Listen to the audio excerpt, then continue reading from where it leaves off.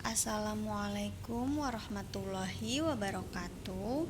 Hello students, how are you today? I hope you are good condition.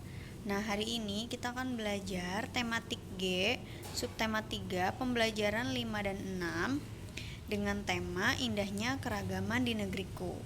Nah, sebelum kita mulai pembelajaran hari ini, sebaiknya kita mengucapkan basmalah terlebih dahulu. Bismillahirrahmanirrahim. Setelah itu, kalian siapkan buku tematik G dan alat tulisnya ya. Oke, langsung aja kita mulai pembelajaran pertama.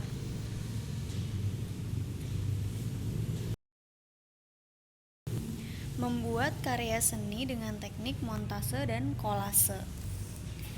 Selain dapat menjadi identitas suatu suku bangsa, ternyata kerajinan tangan memiliki banyak manfaat positif lainnya. Kerajinan tangan dapat mengasah kreativitas seseorang.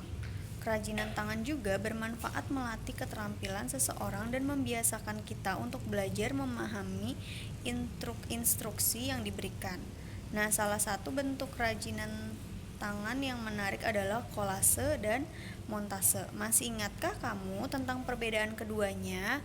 Nah, adakah yang masih ingat perbedaan antara montase dan kolase? Nah, sekarang kita lihat ya. Karya montase dapat dihasilkan dari penempelan dan penyatuan benda-benda seperti kayu, kancing, daun kering, ranting, atau kertas dalam sebuah permukaan gambar.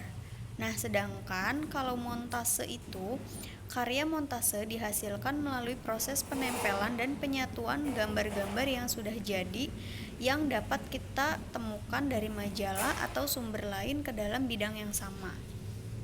Nah, di setiap daerah juga memiliki motif khas kerajinan tangan. Coba dilihat di bukunya halaman 103. Di sana ada beberapa contoh motif khas kerajinan tangan dari beberapa daerah. Ada dari Kalimantan, Jawa Tengah, Sumatera, dan juga Papua.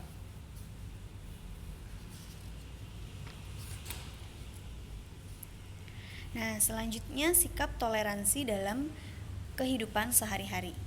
Indonesia adalah negara yang penuh keragaman, baik suku, budaya, maupun agama.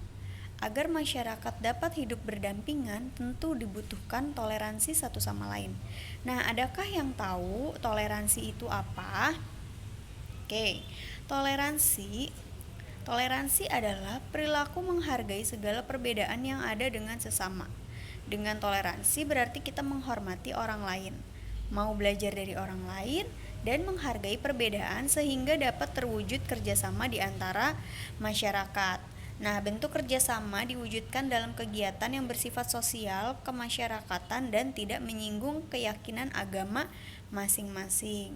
Nah, selain itu, toleransi juga penting untuk menghindari perpecahan, menciptakan kerukunan di masyarakat, menumbuhkan rasa nasionalisme, dan memperkokoh persatuan dan kesatuan bangsa. Nah, sikap dan perilaku toleransi dapat diwujudkan dalam kehidupan sehari-hari, baik di lingkungan keluarga, di lingkungan sekolah, maupun di lingkungan masyarakat. Nah, yang pertama, di lingkungan keluarga. Nah, ini dia contoh sikap toleransi di lingkungan keluarga sebagai berikut. Yang pertama, mematuhi nasihat orang tua. Yang kedua, menghormati orang tua. Yang ketiga, menghormati perbedaan pendapat dalam keluarga. Yang keempat, membantu adik saat kesulitan dalam belajar. Yang kelima, tidak mengganggu anggota keluarga yang sedang beristirahat. Nah, sekarang di lingkungan sekolah. Contoh sikap toleransi di lingkungan sekolah adalah sebagai berikut. Yang pertama, mematuhi tata tertib sekolah. Yang kedua, menghargai perbedaan pendapat dengan teman. Yang ketiga, berteman dengan siapa saja tanpa membedakan agama, suku, dan ras. Yang keempat, berkata sopan dan tidak menyinggung perasaan teman. Yang kelima, menjaga ketenangan saat proses belajar di dalam kelas. Nah, jadi menjaga ketenangan saat proses belajar di dalam kelas juga merupakan sikap toleransi dalam kehidupan sehari-hari di lingkungan sekolah ya. Oke, lanjut di lingkungan masyarakat. Contoh sikap toleransi di lingkungan masyarakat sebagai berikut. Yang pertama, menghargai perbedaan agama, suku, atau ras dalam masyarakat. Yang kedua, berbicara sopan dan tidak menyinggung orang lain. Yang ketiga, bergaul dengan tetangga tanpa membedakan suku, agama, atau ras. Dan yang keempat, saling menghormati tetangga. Nah, salah satu contoh toleransi atas keragaman suku bangsa adalah dengan turut melestarikan dan menjaga peninggalan bersejarah di Indonesia. Menghormati perbedaan adat istiadat juga merupakan bentuk toleransi keragaman suku bangsa. Nah, jadi sikap toleransi itu amat penting dalam kehidupan kita. Sikap toleransi haruslah dikembangkan dan dilakukan tidak saja di lingkungan rumah atau tempat tinggal kita. Nah, namun juga saat di sekolah ataupun saat berada di tempat umum. Jadi sikap toleransi itu nggak cuma di lingkungan keluarga atau di lingkungan rumah aja ya. Dimanapun kalian berada, entah itu di tempat umum atau dimanapun, pokoknya kalian harus menjaga sikap toleransi. Oke, lanjut ya.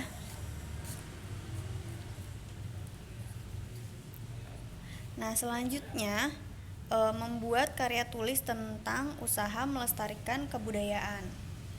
Berkreasi di dunia seni membutuhkan kreativitas dan kerjasama. Tidak ada hasil yang datang dengan tiba-tiba karena semuanya memiliki proses. Banyak latihan dan mau berusaha untuk terus memperbaiki diri sangatlah diperlukan. Nah, coba kalian buka halaman 108. Itu ada bacaan atau kisah tentang melestarikan wayang.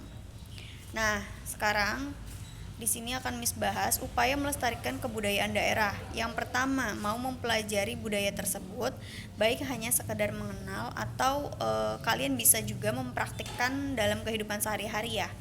Yang kedua, ikut berpartisipasi apabila ada kegiatan dalam rangka pelestarian kebudayaan. Yang ketiga, mengajarkan kebudayaan itu pada generasi penerus bangsa sehingga kebudayaan itu tidak musnah dan tetap dapat bertahan. Oke, selanjutnya membuat wayang dengan teknik mozaik. Nah, ada yang masih ingat mozaik itu apa? Mozaik adalah seni menciptakan gambar dengan menyusun kepingan-kepingan kecil berwarna dari kaca, batu, atau bahan lain yang bisa digunakan untuk menjadi mozaik. Nah, wayang itu apa sih? Ada yang tahu? Wayang adalah karya seni yang memiliki bentuk menyerupai manusia. Wayang biasanya digunakan sebagai media seni pertunjukan. Wayang pada umumnya dibuat menggunakan bahan khusus, misalnya kulit dan kayu yang diukir. Dalam penyajiannya, wayang dibuat dengan berbagai macam karakter. Nah, dengan demikian, wayang dapat dijadikan sebuah media yang dapat menghibur dan mengajarkan nilai-nilai positif sekaligus. Nah, jadi wayang tuh ada dua macam ya. Yang pertama itu ada wayang golek. Wayang golek itu adalah wayang 3 dimensi yang terbuat dari kayu. Wayang golek berasal dari daerah Jawa Barat. Cerita yang dibawakannya berisi nasihat-nasihat juga hiburan. Pertunjukan wayang golek juga dibawakan oleh seorang dalang. Nah, yang kedua itu ada wayang kulit. Wayang kulit adalah seni tradisional Indonesia yang berkembang di beberapa daerah, terutama di daerah Jawa. Wayang kulit dibuat dari bahan kulit kerbau yang sudah diproses menjadi kulit lembaran. Nah, jadi kesimpulan untuk pelajaran hari ini yaitu kita sebagai generasi penerus bangsa, penting bagi kita untuk menjaga kelestarian budaya bangsa tanpa melihat perbedaan yang ada. Kuncinya adalah dengan mengembangkan sikap toleransi dan menunjukkan sikap toleransi, persatuan, kesatuan bangsa pasti akan tetap terjaga. Oke, cukup sekian dari Miss. Bila ada yang masih bingung, bisa langsung tanyakan ke Miss ya. Miss akhiri untuk pelajaran hari ini. Jangan lupa mengucapkan hamdalah. Alhamdulillahirabbil alamin. Oke.